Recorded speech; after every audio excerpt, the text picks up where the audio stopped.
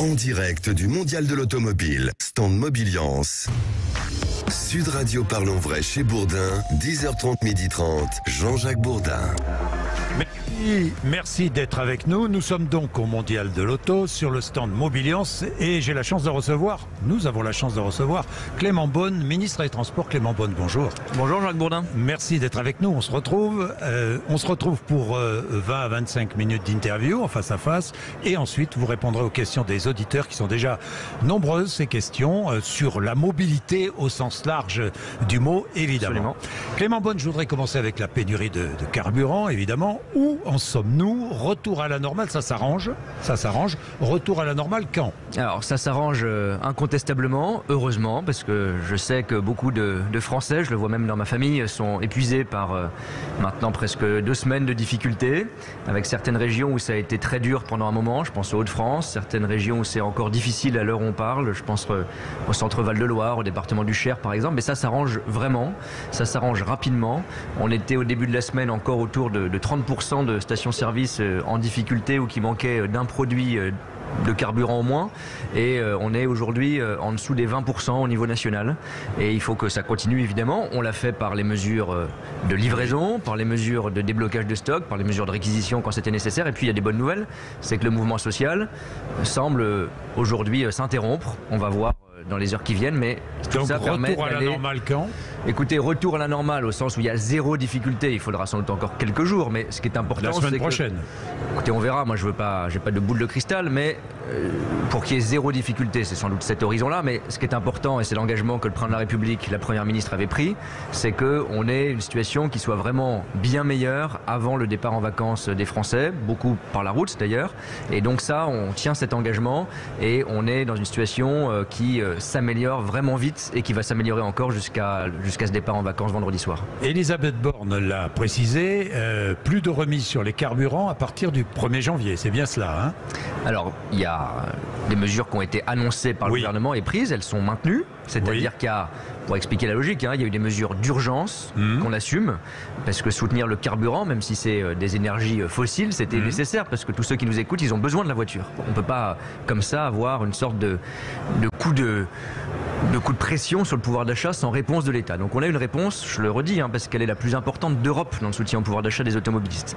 Il y a eu cette ristourne, elle devait baisser déjà au 1er novembre, une première marche. On devait passer de 30 centimes pour l'État à 10 centimes. Et ce qu'a annoncé la Première ministre dimanche, c'est de décaler dans le temps cette marche, cette réduction de la ristourne. Donc, 15 novembre. 15 novembre, la Première ministre a annoncé la mi-novembre.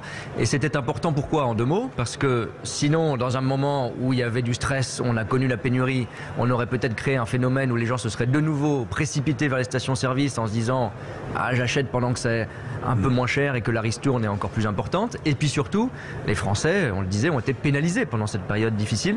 Donc c'est aussi un geste important de pouvoir d'achat. Remise après le 15 novembre, on est bien d'accord? Alors si, après le 15 novembre, attention, c'est ce qui était prévu le 1er novembre, c'est de décaler mi-novembre, pour essayer de le dire le plus concrètement possible. Il y a 2 remises. Il y a celle du gouvernement et celle qu'a ajouté Total. Total, oui. Le Total faisait, si je puis dire, 50 centimes de réduction. Ce qui était prévu au 1er novembre, c'est que la ristourne du gouvernement qui est de 30 centimes, elle passait à 10 centimes. Celle de Total qui était de 20 centimes, elle passait à 10 centimes. Tout ça, ces baisses, elles sont décalées au 15 novembre, donc il y a encore 20 centimes par litre de réduction après la mi-novembre. Après la mi-novembre? Jusqu'à la fin de l'année. Jusqu'à la fin de l'année, 20 centimes de réduction par litre. Prise en charge par le gouvernement et par Total. Il faut, parce que l'essence est chère, Clément Beaune, très cher. L'OPEP a diminué sa production, le prix du baril est en hausse, l'Europe est le continent le plus pénalisé aujourd'hui, Clément Beaune. Alors que faire contre ce prix? Vous connaissez le prix d'un plein, c'est fou. C'est plus de 2 euros, 2 euros, 2,40 euros et même 3 euros à Paris. Mais ça, alors Paris, sur le gasoil, on est effectivement autour, avec des disparités, vous avez raison, on est autour de 2 euros aujourd'hui. Bon, il faut dire la vérité. L'essence, dans les années qui viennent, tout ce qu'on appelle les énergies fossiles, le pétrole, le gaz, ça coûtera plus cher parce qu'il faut qu'on arrive à en sortir. Et le président de la République a dit qu'on devait être le premier pays à sortir des énergies fossiles. Alors ça, c'est la grande trajectoire. À court terme, et c'est bien pour ça qu'on a pris des mesures, malgré cette transition écologique et parce qu'on avait besoin de l'accompagner, pour soutenir le pouvoir d'achat.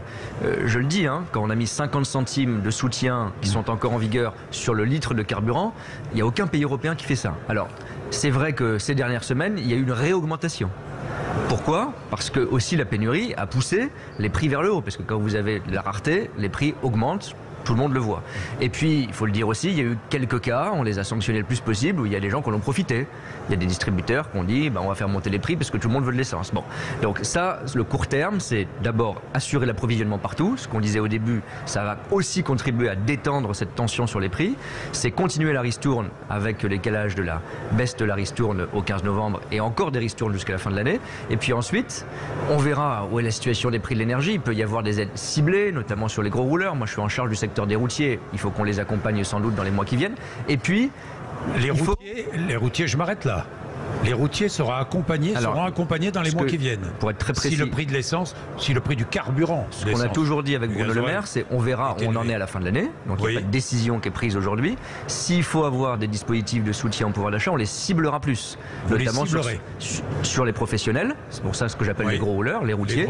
Et peut-être sur les ménages modestes. C'est pas pris aujourd'hui comme décision, mais ce qu'on a dit, c'est une possibilité. C'est une option si les prix du carburant restent très élevés. Et la TVA à 5,5 proposée par certains partis politiques. La TVA à 5,5, c'était une alternative, c'était une autre façon de faire la ristourne. On n'a pas choisi cette voie. Pourquoi on n'a pas choisi cette voie ? Parce qu'une fois que vous avez mis la TVA à 5,5, il faut être lucide, c'est très difficile de la remonter. Il y a en plus des discussions juridiques européennes, je passe là-dessus, mais c'était pas la meilleure solution. Mais par ailleurs, ce qu'on a fait avec notamment les 50 centimes, c'est plus puissant en soutien au pouvoir d'achat que ce qu'aurait été la TVA à 5,5. Et puis après, je t'en dis un mot, on en parlera, parce que c'est très important, c'est le cœur de ce mondial de l'auto où nous sommes aujourd'hui, c'est l'électrique. Mais je vais vous en parler. Oui, mais c'est important parce que ce que je veux dire, c'est qu'il faut faire l'urgence et aider les Français, notamment les plus modestes, notamment les zones rurales, parce que c'est trop cher aujourd'hui l'électrique, à passer à l'électrique. C'est pour ça qu'on renforce les aides. Alors on va en parler, Clément Beaune, mais je voudrais quand même qu'on parle de l'énergie en général et de la situation aujourd'hui, qui est une situation tendue, et notamment tendue avec l'Allemagne. Mais que se passe-t-il ? Annulation du Conseil annuel des ministres franco-allemands. C'est une tradition depuis Jacques Chirac. Ça a été annulé. Reporté.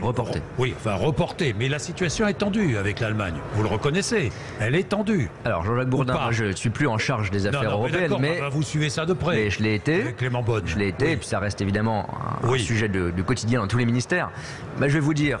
Le franco-allemand, c'est important parce que c'est difficile. C'est toujours difficile. Paris et Berlin. Ça l'est là. Oui, mais moi je vous prends un exemple. J'ai été en charge de ces sujets auprès du président puis comme ministre au moment de la crise Covid. Oui. Je peux vous dire, on l'a oublié parce qu'après on a fait le plan de relance. Mais au début de la crise Covid, il y avait exactement les mêmes débats. C'est-à-dire l'Allemagne, on disait ici, va trop vite toute seule. Parfois eux nous faisaient des reproches un peu similaires. On n'avait pas trouvé d'accord européen. Sur l'énergie, c'est extrêmement difficile parce qu'il n'y avait pas de politique énergétique européenne. Parce qu'on a fait des choix énergétiques en France et en Allemagne qui sont très différents. Les Allemands sont sortis du nucléaire, ont beaucoup misé sur le gaz. On a, et je pense qu'on doit en être fiers, choisi le nucléaire qui est beaucoup plus propre que le gaz. Et aujourd'hui, on réinvestit aussi dans cette énergie en même temps que les renouvelables. Et donc oui, on doit construire une stratégie énergétique européenne. Je prends un exemple très concret. On parlait des prix.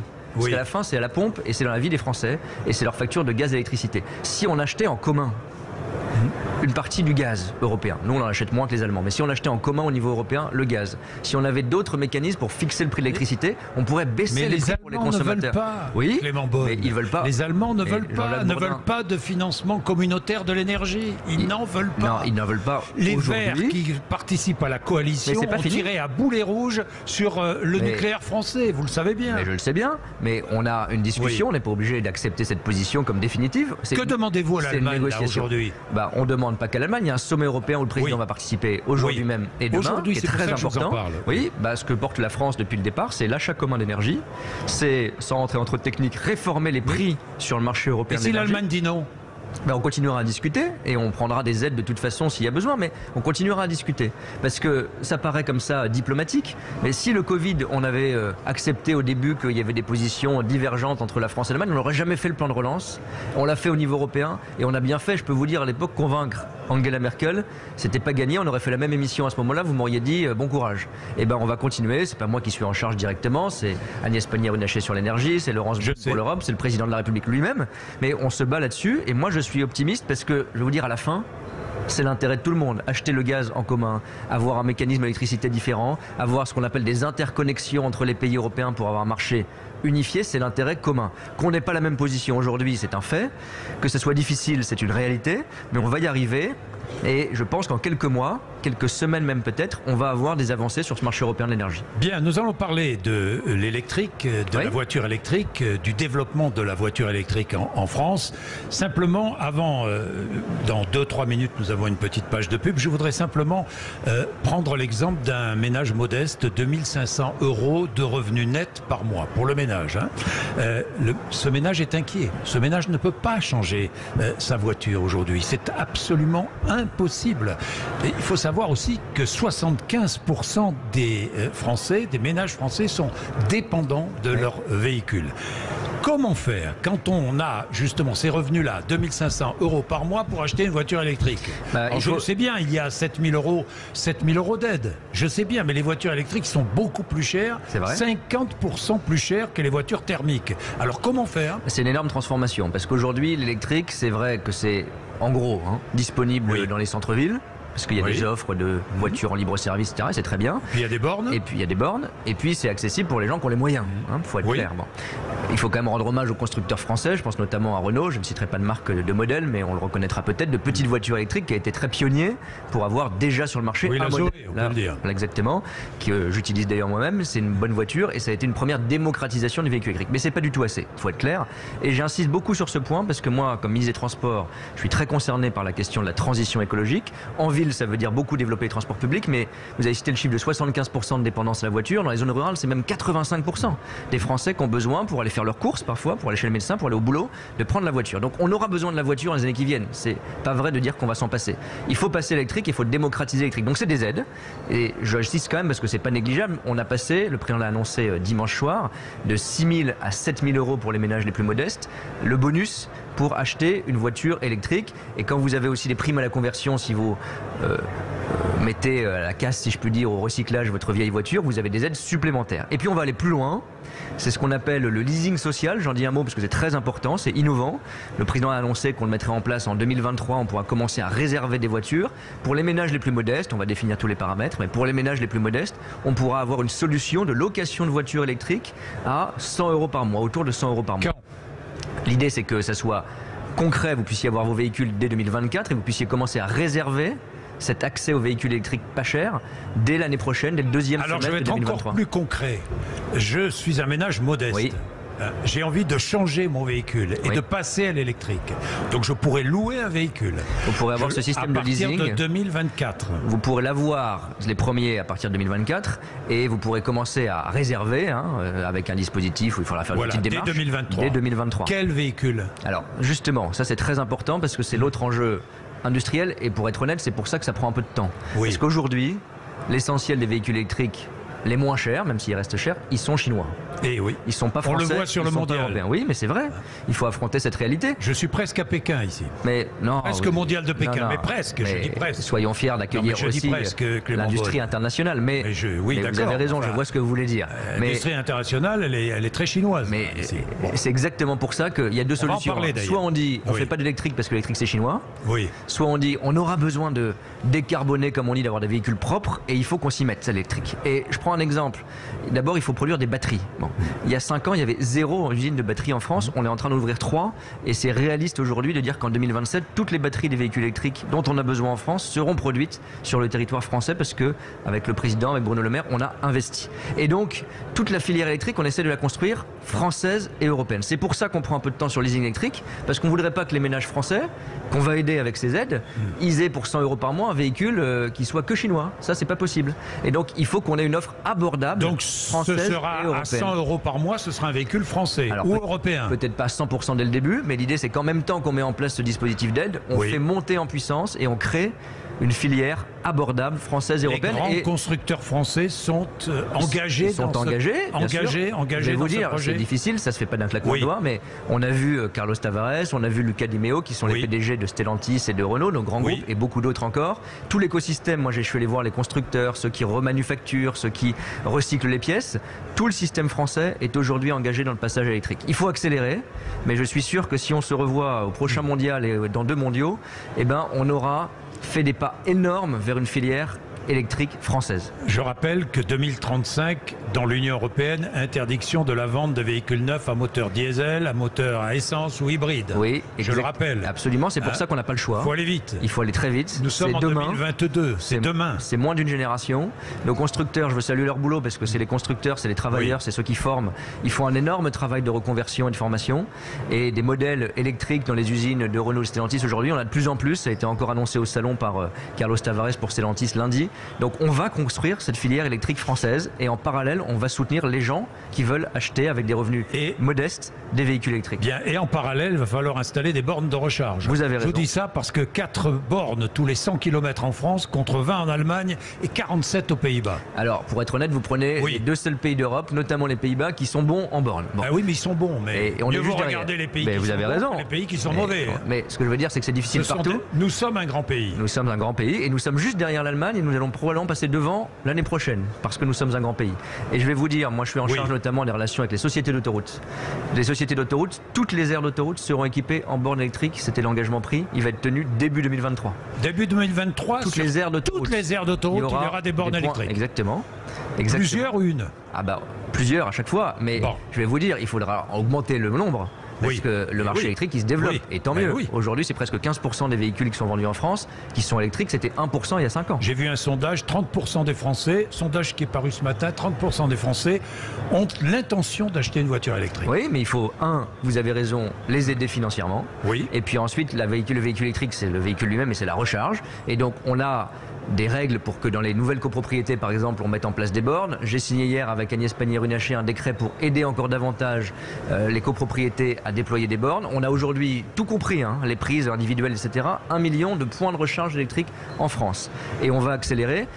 Regardez qu'en un an, on a mis en place 30 000 bornes en France, publiques, entre 2021 et 2022. Avec Clément Beaune, un bouclier tarifaire étendu aux bornes. Exactement. Alors parlez-moi de ce bouclier tarifaire. Alors c'est ce qu'a annoncé le président aussi, c'est très important, juste avant l'ouverture de ce mondial de l'auto. Ça va avec les 7 000 €, donc on aide plus pour l'achat du véhicule et on aide plus pour que l'électricité que vous mettez dans votre véhicule pour le recharger soit pas trop chère. Donc le bouclier tarifaire que vous avez sur votre électricité en général, on met pareil sur les bornes de recharge. C'est-à-dire concrètement c'est-à-dire que on va le définir exactement les modalités, mais vous avez un bouclier tarifaire qui est fixé à 15% d'augmentation maximum l'année prochaine pour l'électricité.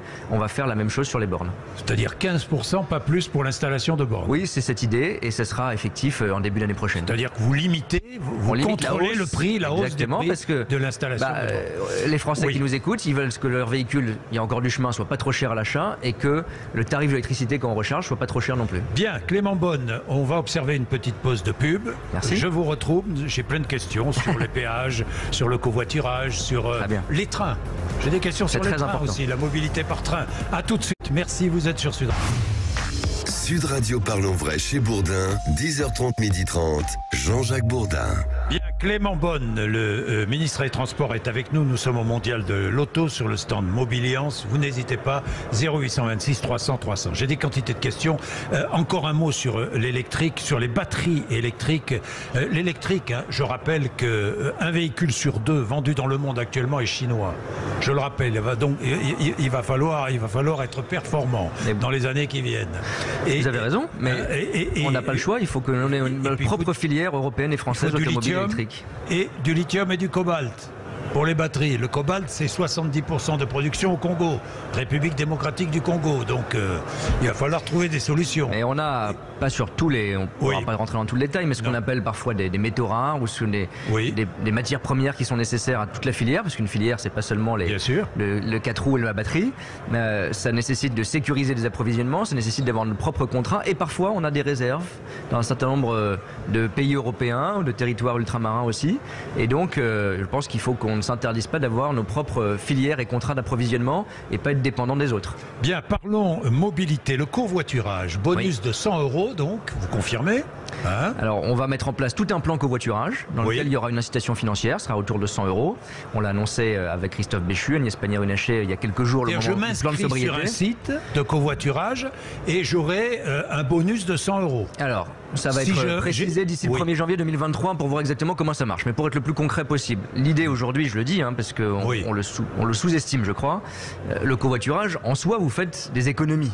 Je discutais ici même avec des équipementiers automobiles, pour leurs propres salariés, ils développent des solutions de covoiturage en les incitant, en adaptant les plannings pour que les gens viennent ensemble, parce que vous faites du covoiturage, Jean-Jacques Bourdin, vous payez moins cher, c'est bon pour le pouvoir d'achat et c'est bon pour le climat. C'est énorme parce que tous les jours, il y a 50 millions de sièges vides en France. Donc on n'a pas forcément de pétrole, nous-mêmes, mais on a des sièges vides et c'est un réseau de transport en soi. Donc on peut les remplir davantage. Je dis pas que tout est facile, mais on est aujourd'hui à 1, et quelques passagers par voiture, donc en gros une personne, ce qu'on appelle l'autosolisme. Si on passait à 2 ou 3, on économiserait des millions de tonnes de CO2. Donc ça c'est très important et pour les gens c'est une économie. Je prends un exemple, quelqu'un qui fait en moyenne 30 km par jour, s'il passe de le faire tout seul et tout payer à le faire en covoiturage avec quelqu'un, c'est 2000 € d'économie par an au prix actuel du carburant. Donc c'est des économies importantes. Ce qui est compliqué, c'est que parfois ça embête les gens, il faut être lucide, parce qu'on est plus flexible dans sa propre voiture. Il n'y a pas d'infrastructure parfois. Et donc moi j'ai demandé notamment aux sociétés d'autoroutes que par exemple en entrée, elles sont en train de développer d'autoroutes. Il y a des parkings de covoiturage gratuits qui sont soutenus par les sociétés d'autoroutes, par les collectivités locales. Vous faites les premiers kilomètres avec votre propre voiture parce que parfois c'est quand même plus simple. Et puis ensuite vous faites le trajet sur l'autoroute pour aller au boulot, 20-30 km avec des gens. Donc ce qu'on va faire, c'est qu'on va renforcer tous les axes qui facilitent le recours au covoiturage, notamment l'incitation financière. Donc 100 €, on est bien d'accord, vous confirmez. L'ordre de grandeur, ça sera, le chiffre exact sera précisé, mais c'est l'ordre de grandeur. Donc partons là-dessus. Donc on s'inscrira sur un site, sur une plateforme de covoiturage comme on connaît aujourd'hui, et vous aurez sans doute au bout de quelques trajets, parce qu'il faut vraiment parce que attention à l'inscription artificielle. Il faut que chacun joue le jeu, sinon c'est trop facile. Évidemment. Si vous, Jean-Jacques Bourdin, vous inscrivez sur la plateforme, on vous demandera de faire un certain nombre de trajets, c'est pas encore défini, 5, 10. Et je toucherai les 100 € une fois probablement en 2 fois, vous toucherez cette incitation financière. Et par ailleurs, vous ferez des économies au-delà de tout ça. Et puis ce qu'on va développer, c'est parking gratuit, c'est les voies réservées, c'est toute une série de choses qu'on est en train de... Oui, il y en a déjà dans certains de métropoles, mais il n'y en a pas beaucoup, pour être honnête. Et il faut utiliser des occasions qu'on a, je pense aux Jeux Olympiques par exemple en Ile-de-France, pour développer ces voies-là. Le périphérique parisien par exemple. Alors je vais vous dire, Jacques Bourdin, le périphérique parisien, il appartient, si je peux dire, il appartient aux Parisiens, mais il est géré par la mairie de Paris et la maire de Paris, Madame Hidalgo. Je sais qu'elle a le projet, mais c'est elle qui le dirait mieux que moi, d'avoir pour l'Angelico et peut-être au-delà des voies de covoiturage, des voies réservées. Vous êtes d'accord? Vous êtes favorable? D'abord, c'est elle qui le décide. Oui, non mais d'accord. Mais c'est important de respecter les compétences de chacun. Je suis d'accord. Et je laisserai annoncer les décisions le moment venu, mais je pense que le développer, c'est une bonne idée. Après, il faut faire en sorte, parce que le périphérique parisien, c'est plus de 80% de gens qui ne sont pas parisiens, mais qui viennent de banlieue. Donc, il faut trouver l'équilibre entre des voies qui facilitent ces modes de transport et puis pas engorger tout Paris, parce que c'est pas bon pour la pollution. Bien, les autoroutes, les sociétés d'autoroutes envisagent une augmentation de 8%, c'est ce qu'ils ont demandé, des tarifs des péages en 2023. Réunion, donc, avec vous, avec votre ministère. Le contrat dit que les tarifs doivent représenter 70% de l'inflation, je crois, les augmentations. Ça ferait entre 4 et 5%. Ce sera ça? Alors, l'augmentation sera entre 4 et 5%. Je ne sais pas encore vous le dire, Jean-Jacques Bourdin, parce qu'il y a des discussions en cours, comme vous l'avez dit. Pour les Français, la date importante, c'est le 1er février. Parce que c'est le 1er février chaque année, donc le 1er février 2023, la prochaine fois, que les péages augmentent. Moi, je vais vous dire l'état d'esprit. On ne peut pas avoir des augmentations, je l'ai dit, redit. Pas 8%. Non, pas 8%, parce que c'est pas possible dans le contexte qu'on connaît aujourd'hui. Même si, il faut être lucide, beaucoup de choses augmentent, et c'est aussi une réalité économique. Mais ça ne peut pas être des augmentations trop importantes qui ne seraient pas soutenables pour le pouvoir d'achat. Donc on a cette discussion avec le sociétés d'autoroutes. Il y a un cadre juridique. Moi, je le défends, parce que ce cadre juridique, il fait qu'il y a des engagements de l'État et des péages d'un côté, et de l'autre des investissements. Il ne faut pas oublier. Nos sociétés d'autoroutes, on peut les critiquer, on peut parfois, avec un peu de démagogie, dire que tout est trop cher, mais c'est sans doute le réseau routier, celui qui est confié aux sociétés d'autoroutes, qui est le mieux entretenu en France. Parce qu'elles ont de la visibilité et des obligations d'investissement que l'État contrôle et vérifie. Donc on va voir quelle est l'inflation exacte, on va voir ce que donne l'application de la formule, et j'ai une discussion dans les prochains jours encore avec les sociétés d'autoroutes pour voir ce qui se passera au 1er janvier. Donc entre 4 et 5% d'augmentation des péages. Je n'ai pas dit le chiffre aujourd'hui. Non, ce que je peux vous dire, mais prenons les paris. Mais ça, c'est votre. Moi, je ne fais pas de paris avec ça. Mais moi non plus. Mais 70% de l'inflation, j'ai fait le calcul. Mais d'abord, l'inflation, elle n'est pas encore complètement connue. Et puis, il y a toute une série de choses qui ne sont pas que les prix, qui sont le coût des abonnements, le coût des cartes de télépéage, etc. On discute aussi de ces paramètres. C'est important pour les gens qui prennent l'autoroute tous les jours, le coût des abonnements. Donc, on va travailler là-dessus aussi. Et puis, ce que je dis, parce que c'est ça qui est important, on donnera évidemment avec un peu d'avance le bon tarif, mais Mais il y aura, j'ai dit deux choses très honnêtement. Il y aura une augmentation. Oui, à un moment où il y a de l'inflation, on ne peut pas ne pas avoir d'augmentation.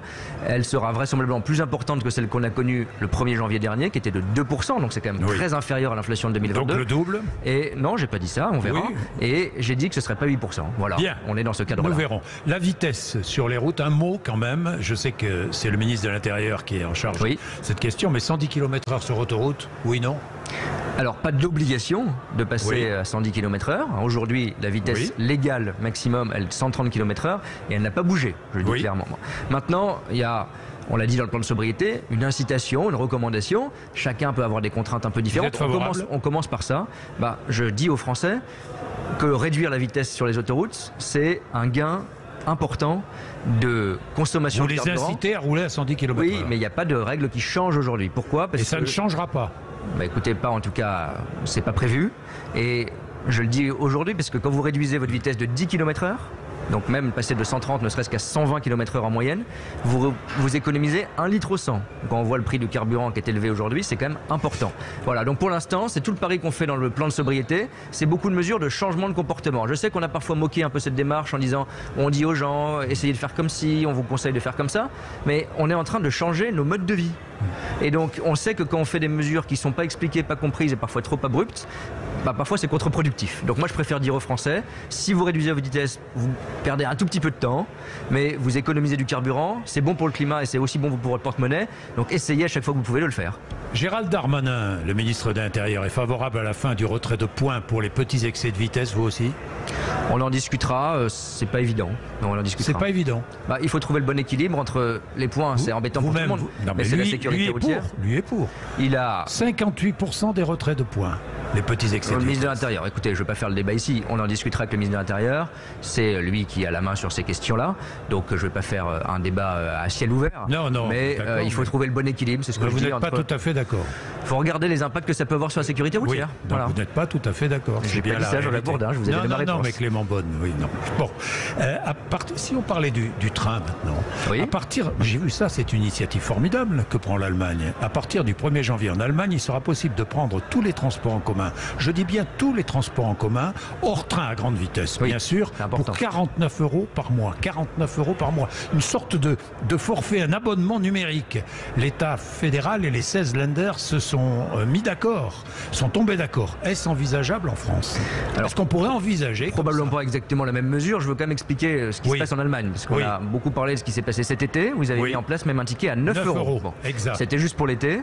Et c'était pour les trains régionaux, en gros, l'équivalent chez nous de nos TER, parce que parfois on a dit que c'était sur tous les trains. Ça a coûté quand même à l'Allemagne 1 milliard d'euros par mois. Oui.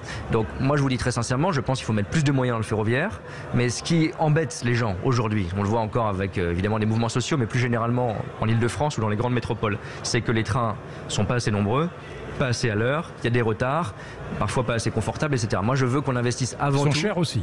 Oui, mais honnêtement, je vais vous dire honnêtement, en moyenne, le prix en France, il est plus bas que le prix en Allemagne. Donc ils prennent une mesure aussi parce qu'ils partent de trains qui, en moyenne, sont beaucoup plus chers, il faut quand même le dire. On a le train du quotidien, c'est-à-dire le Transilien en Ile-de-France, les TER pour beaucoup de Français, le plus subventionné d'Europe. Tant mieux. On investit dans notre service public ferroviaire, je le revendique. Mais l'Allemagne part de plus loin et aussi, pendant le Covid, il y a eu une grosse désaffection en Allemagne pour le transport public, donc c'est une façon de remettre les gens dans le transport public. Je vais vous dire, en France, paradoxalement, pour une fois, on est organisé de manière plus régionale que l'Allemagne. Autrement dit, c'est en Ile-de-France, la région Île-de-France. C'est les régions qui vous demandent d'ailleurs, qui vous demandent des aides financières. Je vais y revenir. C'est très important parce que ceux qui nous écoutent, ils sont dans toute la France. Il y a des régions, je pense à l'Occitanie par exemple, où il y a des tarifs extrêmement réduits qui sont beaucoup plus avantageux que les 49 € allemands. Mais c'est pas envisageable en France comme ça, un tarif abonnement national. Un tarif national. On ne va pas renationaliser, si je puis dire, les trains régionaux. Ça, je ne pense pas. Mais en revanche, on est en train de discuter avec les régions pour qu'il y ait des tarifs abordables. Ça, c'est leur responsabilité. Mais aussi pour qu'il y ait surtout plus de trains et des trains de qualité. Moi, ce qui m'inquiète plus, c'est des cas où je vais en discuter avec la région Hauts-de-France, je vais en discuter avec la région Grand Est, par exemple, où il y a des inquiétudes sur l'offre de trains. Moi, c'est ça ma préoccupation. Est-ce que vous allez aider ces régions? On va en discuter. Je vois M. Rotner dans les prochains jours. On va en discuter. Mais je vais supprimer des trains, dit-il. Oui, mais pourquoi? Une sorte de menace. Bourdin. Ça, c'est le problème. Quelle est la solution? Une des grandes, les Hauts-de-France par exemple, c'est un peu le cas en Grand Est, mais surtout les Hauts-de-France. Quel est le problème pour qu'il y ait moins de trains aujourd'hui? Qui fait qu'il y a moins de trains aujourd'hui? C'est qu'il y a des pénuries de conducteurs. Donc avant tout, c'est pas une question de tarif, c'est une question de recrutement. Donc ce qu'on est en train de faire pour l'Île-de-France, pour les Hauts-de-France, et ça prendra un peu de temps, je le reconnais, c'est d'essayer de mettre fin à la pénurie de conducteurs. C'est ça aujourd'hui, on a les trains, on n'a pas les conducteurs. Donc il faut qu'on réponde dans chaque pays aux problèmes qui se posent. En Allemagne, aux moyennes, je le redis, le tarif du train est plus élevé qu'en France. Donc ils font un mécanisme d'aide au prix du train, tant mieux. Nous, je crois que notre problème, il est surtout de réinvestir dans le réseau et dans l'offre de train. Bien, on va observer une petite pub. J'ai encore 3-4 questions et nous passons aux questions des auditeurs. Merci Sud Radio. En direct du Mondial de l'Automobile, stand Mobiliance. Sud Radio Parlons Vrai chez Bourdin, 10h30, 12h30, Jean-Jacques Bourdin. Le ministre des Transports Clément Beaune est avec nous. Je termine mes questions et ensuite je vous le passe, si je puis dire. Je vous donne la parole et 0826 300 300. Clément Beaune répondra à vos questions. Un mot sur le prix des billets de train. La SNCF pourrait augmenter, compte tenu du coût de l'électricité, je ne vois pas comment la SNCF fera pour ne pas augmenter ses prix.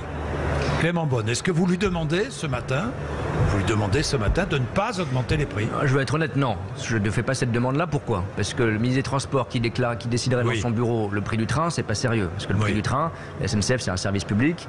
Elle ne le fixe pas en fonction d'une punition ou d'une demande politique. Il faut être clair, et je pense que ce serait négatif pour tout le monde, pour le fonctionnement du système ferroviaire. Ça, c'est clair. Après, il y a des coûts de l'énergie. On essaye d'abord avec la SNCF de les minimiser. D'abord de faire baisser le prix en général.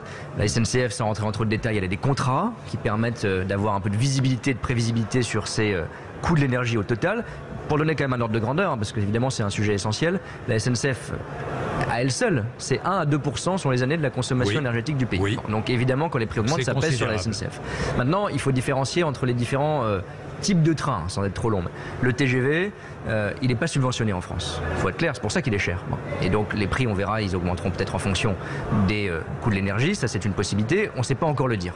Mais ensuite, il y a Attendez, je m'arrête là. Le prix du TGV, des billets de TGV augmentera en fonction du coût de l'énergie. J'ai pas dit ça, j'ai dit que c'est un des paramètres à prendre en compte. Bon. Et donc ce que je veux dire en France, pour expliquer... Vous savez, quand on dit que c'est un des paramètres à prendre en compte... Non.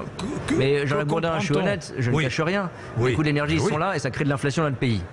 Donc ça va augmenter. Donc les prix augmentent en général. Mais non, ce que je ne sais pas dire aujourd'hui, parce que d'abord c'est la sucre au travail, avant de demander, moi j'ai toujours dit, il n'y a pas un signe égal entre les coûts de l'énergie et le prix du billet. Ça serait trop facile.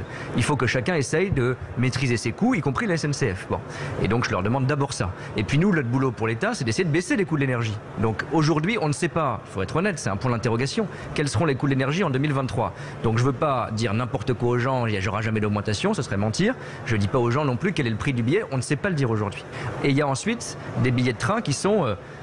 subventionnés par la puissance publique. C'est le cas des TER, c'est le cas en Île-de-France du Transilien, c'est le cas de la plupart des billets de train du quotidien. Et ça, c'est soit l'État dans certains cas, soit les régions qui en discutent. C'est pas seulement la SNCF ou la RATP ou d'autres opérateurs. Donc ça, c'est une discussion qui est en cours. En Île-de-France, je prends cet exemple, il y a un budget qui est en discussion. C'est l'Île-de-France qui fixera les prix des transports publics d'ici la fin de l'année, par exemple. Bien, pas de bouclier tarifaire pour le train? Mais... Jean-Jacques Bourdin, moi je voudrais bien mettre un bouclier tarifaire sur tout. On met un bouclier tarifaire sur ce que payent déjà les gens en termes d'énergie. Mais on entend parler de bouclier tarifaire sur beaucoup de choses. Donc moi j'aimerais vous dire que jamais les péages n'augmenteront, qu'on n'augmentera rien ici ou là, ce serait pas honnête. Les coûts de l'énergie ils augmentent, c'est une réalité.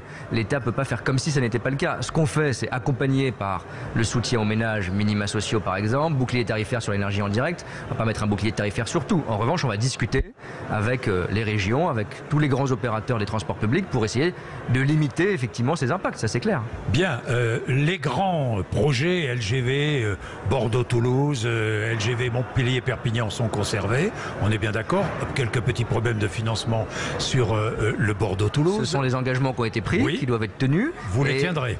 Oui, absolument. Alors quand je dis comme vous dites, vous c'est collectif, c'est évidemment l'État, la SNCF en l'occurrence, et puis les collectivités locales. Et par exemple, dans cette loi de finances qui est en train d'être discutée, j'espère bientôt adoptée, on aura aussi des sources de financement pour ces grands projets de lignes à grande vitesse. Je pense notamment à Bordeaux-Toulouse. Oui, la deuxième partie du budget va venir en discussion. D'ailleurs, peut-être 49.3 aussi. Peut-être le 49.3 sur la sécurité sociale aussi. Et si les oppositions restent dans leur obstruction, ce sera, on l'a toujours dit, les options qui sont sur la table. Évidemment, vous utiliserez le 49.3, comme vous l'avez fait hier. On a toujours été clair, quand il y a blocage, il faut un budget, il faut un budget pour la sécurité sociale, il faut un budget pour l'État. Un mot pour terminer, le vélo. L'aide à l'achat de vélos sera prolongée en 2023.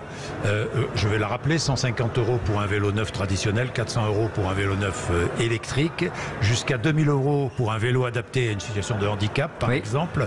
Le port obligatoire du casque, vous y réfléchissez, non? On l'a pas décidé. Moi, je n'exclus rien parce que pour l'instant, je ne veux pas le faire. N'excluez pas. Oui, parce que pour l'instant, je vais vous expliquer la logique. Pour l'instant, je ne veux pas le faire à court terme, dans les mois qui viennent, parce que le vélo est en train de devenir un vrai mode de transport. Et il y a encore des gens qui assimilent le vélo à l'insécurité, au danger, à la difficulté. Et parfois c'est vrai. Pourquoi? Parce qu'il n'y a pas d'infrastructure protégée, parce qu'il n'y a pas de pistes cyclables en site propre, comme on dit, partout. Les villes l'ont beaucoup fait. L'État a accompagné déjà avec plus de 300 millions d'euros sur le premier plan vélo. C'est quand même très important, notamment pour faire ça. Donc quand vous avez des sites qui sont protégés, l'idée c'est de vous protéger par l'infrastructure qu'on met à disposition et pas forcément par l'équipement de sécurité. Je recommande que chacun le fasse. Moi, j'essaie de le faire au maximum. Mais pas d'obligation dans l'immédiat. Non, pour l'instant, je recommande. On le recommande. Si ça devient un vrai mode de transport du quotidien encore plus massif, il faudra sans doute une régulation de ce mode de transport, avec comme on le fait surtout. Une immatriculation obligatoire. Alors, on l'a fait ça déjà. Ça, c'est très important. Ça permet de lutter notamment contre le vol. Depuis le 1er janvier 2021, c'est très simple. C'est pas une immatriculation avec la démarche en préfecture, etc. Mais votre vélo, il a un numéro. Il est dans un registre national. Si vous le faites voler, ça m'est malheureusement arrivé récemment, vous pouvez le signaler. Et dans le registre, ça n'arrive pas toujours, mais parfois on peut le retrouver. J'ai une dernière question sur les trottinettes électriques en libre service. Certaines villes réfléchissent à les retirer. Vous pensez que c'est bien de les retirer? Je pense que c'est là aussi à court terme à chaque ville de le décider, parce que c'est pas tout à fait le même usage. Moi je suis parisien. Quand vous voyez, vous avez peut-être vu ça vous-même, Jean-Jacques Bourdin, dans Paris. Parfois c'est du grand n'importe quoi, faut être honnête. C'est vrai. Et là je dis d'ailleurs, la ville de Paris a bien fait de convoquer les sociétés qui mettent à disposition sur trottinette pour dire soit il y a des améliorations sérieuses en termes d'espace de stationnement, de règles de sécurité que vous donnez aux utilisateurs, etc. Soit on prendra des mesures qui peuvent aller jusqu'à l'interdiction. Je pense que c'est pas pareil de faire de la trottinette dans une ville comme Paris où il y en a des milliers, ou comme Marseille, et dans une petite ville où il y a quelques cas. Bon. Donc soyons prudents, donnons les outils aux collectivités locales pour le faire. S'il faut, dans les mois qui viennent, prendre des mesures nationales, on le fera, mais je préfère qu'on n'ait pas tout à fait la même réalité à Paris, à Marseille ou dans une petite ville. Bien, Clément Beaune, nous allons prendre Yann, Guillaume, premiers auditeurs, juste après la pub. Il est 11h40. En direct du Mondial de l'Automobile, stand Mobiliance. Sud Radio Parlons Vrai chez Bourdin, 10h30, 12h30, Jean-Jacques Bourdin. Clément Beaune est avec nous, le ministre des Transports, et avec vous, Florence, Guillaume, Yann ont envie d'interroger Clément Beaune. Je vais commencer avec Florence, qui est à Toulouse. Bonjour Florence. Oui, bonjour monsieur le ministre, bonjour monsieur Bourdin. J'interviens au sujet de la loi d'imposition sur la taxe des carburants des jets privés. Oui. Je trouve que c'est une loi, en fait, monsieur Beaune, qui n'est pas mauvaise, contrairement à ce que dit LFI, parce qu'ils veulent interdire les jets privés. Sauf que cette taxe d'imposition sur le kérosène, elle rapporterait 325 millions d'euros à peu près par an au départ de l'Union européenne et du Royaume-Uni, ce qui représente en fait une niche fiscale pour ces gens-là, parce que elle est 35 à 40% inférieure à l'essence qu'on nous vend, et je trouve que l'argent pour l'argent, cet argent pourrait être employé justement pour l'environnement, c'est-à-dire quand je vois que des lignes RER vont être arrêtées parce que l'électricité est trop chère, ça pourrait être, on va dire, l'un compenserait l'autre. C'est une menace. C'est une menace, voilà, Florence. Voilà, mais au cas où, en fait, ce qu'on peut faire, on peut employer cet argent-là à autre chose, parce qu'interdire les jets privés, c'est interdire aussi, il y a les vols sanitaires, il y a plein d'autres vols en jet privé. Il n'y a pas que monsieur Benzema ou d'autres patrons qui les utilisent. Donc, Florence, Clément Beaune va vous répondre sur les jets privés. Dans le cadre du budget, le 49.3, vous avez retenu un amendement, rappelez-nous. Oui, qui mais qui supprime justement une niche fiscale et qui met la taxation de l'essence de ce qu'on appelle jet privé, les avions privés, au même niveau que sur le reste de l'aviation déjà, et au même niveau que sur ce que vous faites pour votre voiture. Donc c'est la même taxe. Donc c'est, je pense, juste, et ça permet... Il était temps, non? Je suis d'accord avec vous, Jean-Jacques Bourdin. Donc c'est important, je crois. Je rebondis sur ce que dit Florence. Moi, je suis d'accord avec vous, c'est-à-dire l'interdiction, d'abord, ça ne veut pas dire grand-chose, et ce serait idiot. Moi, j'ai jamais dit ça. Dire les jets privés, ce qu'on met derrière le mot jet privé, c'est des choses très différentes. C'est parfois un transfert sanitaire et on a besoin d'avoir un avion qu'on loue pour un transfert sanitaire. Ça arrive à un certain nombre de cas. Je vais même prendre un cas très concret. Une entreprise comme Michelin. Elle est à Clermont-Ferrand. C'est la seule entreprise du CAC 40 qui a son siège en dehors de Paris. C'est une richesse pour toute une région. Aujourd'hui, on va investir, mais en attendant, il n'y a pas de ligne ferroviaire rapide et qui marche bien, honnêtement. Donc on a mis de l'argent là-dessus. Il y en aura une bientôt? Alors, il y a la ligne actuelle sur laquelle on investit 1 milliard d'euros pour que ça aille plus vite. Oui, déjà, et qu'il y ait moins de retard, parce qu'aujourd'hui c'est un gros problème. Vous avez raison. Et en attendant, par exemple, de temps en temps, l'entreprise prend pour ses cadres et quand ils font une tournée internationale, collectivement un avion privé. Ça me choque pas. C'est l'usage un peu systématique qui est plus choquant. Et donc l'idée, c'est effectivement d'avoir une taxation juste. Je pense que c'est la bonne voie. Donc ça a été retenu, y compris par notre majorité, dans ce projet de loi de finances, et ça figure dans le texte soumis au 49.3. Et puis, je le dis parce que c'est ce que je fais juste après le salon de l'auto. Je pars à Prague pour une discussion avec tous les ministres des Transports européens. On va discuter de cette régulation, de cette taxation de l'aviation. Bien, Guillaume est à Cambrai. Bonjour Guillaume. Bonjour Jean-Jacques et bonjour Monsieur le Ministre. Alors j'ai une question qui est très très simple. Pourquoi je ne ressens pas cette volonté politique à l'échelle de l'Europe et de la France pour le développement des carburants alternatifs? Je pense notamment aux carburants de synthèse, hydrogène également, sachant que, je vais argumenter, la Formule 1, par exemple, qui est une discipline sportive, a décidé de ne pas s'orienter vers du 100% électrique, mais plutôt sur de l'hybridation avec du carburant 100% synthétique. À savoir que le carburant synthétique, c'est 85% de réduction de CO2. Vous ne pensez pas que en injectant de l'énergie, si je puis dire, et je dirais une force d'action sur ce périmètre permettrait de faire rouler et de décarboner massivement la France, alors même qu'on est dans une période très compliquée avec une pression et une tension énergétique sur l'électrique qui est très forte. Voilà. C'est la question que je vous souhaitais. Bonne question, Guillaume. Clément Beaune vous répond. Non, merci Guillaume, vous avez raison. Et sans être trop long, ça dépend un peu des modes de transport. Par exemple, dans la voiture, on sait, même si effectivement ça consomme de l'énergie, qu'on est aujourd'hui capable d'avoir la technologie électrique. On en parlait tout à l'heure, c'est encore cher. On n'a pas une filière industrielle française pour des petits modèles abordables. C'est tout ça qu'on développe, mais la technologie, on la maîtrise. On sait faire des véhicules électriques qui vont être de moins en moins chers et qu'on va soutenir. Ça n'empêche pas d'autres technologies. Je pense par exemple à l'hydrogène et ça n'empêche pas on le soutient aussi, des efforts de recherche et d'innovation sur des carburants propres ou des carburants alternatifs. Mais là, on a sans doute une voie avec l'électrique. Les constructeurs nous disent ne fermez pas la porte à d'autres solutions technologiques. Ils ont raison, hydrogène notamment ou d'autres. Et il ne faut pas qu'on ferme la porte. On doit décarboner notre industrie automobile. L'électrique est sans doute la voie centrale, mais elle n'est peut-être pas la seule. Il ne faut pas fermer la porte au reste. Je prends juste un dernier exemple. On peut en prendre plein, mais l'avion. Typiquement, on en parlait sur les jets privés, les petits avions, c'est le cas en priorité. On peut passer rapidement, sans doute dans les 15 ans qui viennent, pour certains modèles, à du 50 ou même du 100% de carburant propre ou beaucoup moins polluant. Donc l'avion, il peut être décarboné. L'électrique et l'hydrogène, c'est sans doute aujourd'hui compliqué à court terme pour l'avion, mais en revanche, les carburants, ce qu'on appelle en jargon technique des SAF, les carburants propres, c'est une technique qu'on peut maîtriser progressivement. Et il y a un texte européen qu'on discutera aujourd'hui, d'ailleurs avec les ministres des Transports, qui permettra d'avoir des obligations, un pourcentage minimum de carburants propres dans les avions d'ici 2030. Dernière question, Yann. Bonjour Yann. Oui, bonjour Jean-Jacques, bonjour Monsieur le Ministre. Alors la question elle va être un peu longue parce que je vais vous faire un petit exposé avant Monsieur le Ministre. Non Yann, nous n'avons pas le temps. Je n'ai pas pour longtemps. Je vous explique pourquoi. Je voudrais votre question, Yann. Non mais il faut absolument que je vous fasse l'exposé pour que le ministre comprenne ma question. Aujourd'hui, on a un véhicule sur 200 qui est électrique environ, Monsieur le Ministre. D'accord.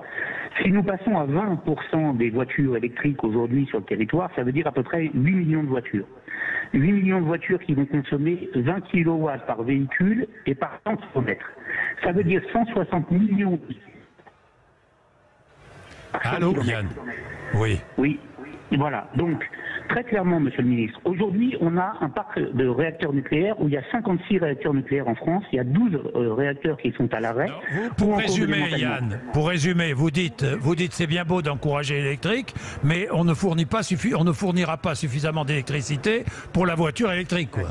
C'est ce que. Parce qu'en tout électrique, il faudrait 584 terawatts. Il faudrait N'est-ce pas une folie?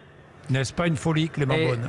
On n'a pas le choix, on ne va pas rester dépendant à autre chose qui sont les énergies fossiles. Enfin, donc, encore faut-il avoir de l'électricité. Mais vous avez raison, c'est ce qu'a dit d'ailleurs le président. Ça ne vaut pas que pour la voiture. On va passer dans beaucoup d'usages qui sont aujourd'hui liés au pétrole, au gaz, chauffage et autres. On va passer beaucoup plus à l'électrique en général. Et donc il faut qu'on fasse une augmentation très significative de notre production électrique, de l'ordre de 40% d'ici 2050 au moins, même en étant sobre, etc. Il faudra une augmentation de la production électrique très forte. C'est pour ça qu'on a deux stratégies. Une qui est réinvestir dans le nucléaire, parce que c'est pas vrai qu'on fera tout avec du renouvelable, et c'est pas vrai non plus qu'on peut se dispenser du renouvelable. Ce sont les deux piliers de cet effort de production. Sauf qu'il faut du temps pour le nucléaire. Oui, mais c'est pour ça que dès le début d'année notamment, le président a annoncé des efforts très importants d'investissement dans le nucléaire, y compris des petits réacteurs et aussi dans le renouvelable. L'éolien en mer, par exemple, on a pris beaucoup de retard sur les Britanniques. Ça peut fournir de l'électricité massivement, mais on a des procédures qui sont longues et on a une loi qui sera discutée dans quelques jours au Parlement, quelques semaines, pardon, pour accélérer aussi les procédures de déploiement, parce qu'il y a urgence. En effet, on ne fait pas la transition écologique sans électricité, on ne produit pas l'électricité en n'investissant pas dans le nucléaire et dans les renouvelables. Donc ça, c'est très important. Et il y a un dernier point, je le dis quand même juste sur le véhicule électrique, c'est que bien sûr, il ne s'agit pas de dire on prend tout le parc thermique et on le transforme entièrement en véhicule électrique. Il y a d'autres usages, le covoiturage, il y aura aussi de la sobriété dans nos modes de fonctionnement. Bien, j'ai une dernière question, puisqu'on parle d'électrique, on va en parler entre midi et demi, mais elle est claire. Beaucoup de Chinois ici, on le sait, les constructeurs chinois sont aidés par leur gouvernement, concurrence déloyale. Pourquoi est-ce que l'Europe et la France n'aident pas et pourquoi est-ce que on ne taxe pas à l'entrée en France ou en Europe les véhicules chinois? Pardon, mais je... Mais vous d'abord, Jean-Jacques Bourdin, il faut être clair, on exporte aussi, heureusement. Oui, non, mais d'accord. Quand je regarde notre balance commerciale, 15 milliards et demi de déficit le dernier mois. Alors ça dépend des pays européens. Mais vous avez raison. Donc pour être très clair, il faut de la réciprocité. C'est-à-dire que un des problèmes, c'est pas seulement le prix, c'est comment ils arrivent à avoir un prix abordable, pas que les Chinois, mais des concurrents internationaux, notamment les Chinois. Et comment ils font, pour le dire en deux mots? Souvent, il y a des subventions qui sont données directement ou indirectement à leur entreprise sur leur marché. Et après, ils peuvent vendre moins cher à l'extérieur. Beaucoup de pays font ça, notamment la Chine. Ce qu'on a défendu avec Bruno Le Maire, notamment pour la présidence française de l'Europe, et on est en train d'en discuter aujourd'hui, c'est un texte sur la réciprocité européenne. On liste des secteurs, il faudra que l'automobile en fasse partie, qui sont soumis à une exigence de réciprocité. S'il y a une subvention d'un État ou d'une société publique à une entreprise comme une entreprise automobile, il faut qu'il y ait ce qu'on appelle de l'anti-dumping, c'est-à-dire qu'on puisse mettre un tarif. Une taxe. Oui, une sorte de taxe, c'est pas littéralement taxe une taxe à la frontière. Oui, quelque chose comme ça pour la réciprocité. Exactement, et que ceux qui sont subventionnés ici soient soit aidés chez nous de la même façon, soit qui payent un tarif supplémentaire.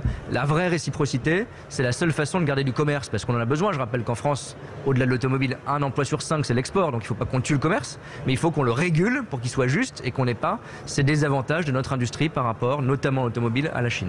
Merci Clément Beaune d'être venu nous voir ce matin depuis 1 heure. Nous avons abordé de nombreux sujets. Nous allons finir la dernière demi-heure autour de la voiture électrique et de la pénétration chinoise en Europe et ailleurs d'ailleurs sur la voiture électrique, sur l'électrique. Merci d'être avec nous sur Sud Radio. Merci à vous.